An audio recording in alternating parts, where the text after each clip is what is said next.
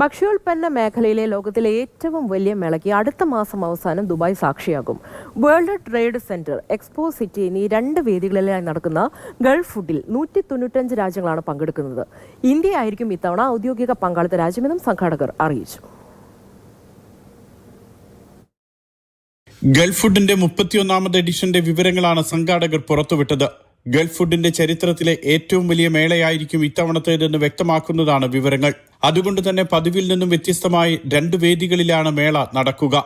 ജനുവരി 26 മുതൽ 30 വരെ Dubai world Trade Centre, Expo city എന്നിവിടങ്ങളിലാണ് ഗൾഫ് ഫുഡ് നടക്കുന്നത്.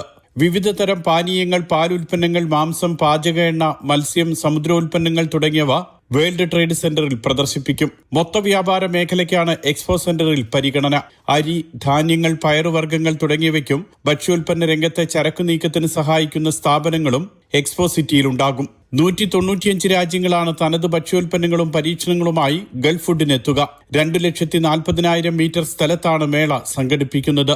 85,000-ഓളം എക്സിബിറ്റർമാർ ഇത്തവണ മേളയ്ക്കുണ്ടാകും. കുവൈറ്റ്, ഖത്തർ, സ്ലോവാക്യ, സ്വീഡൻ തുടങ്ങി നിരവധി പുതിയ രാജ്യങ്ങൾ ആദ്യമായി ഗൾഫ് ഫുഡിനെത്തും.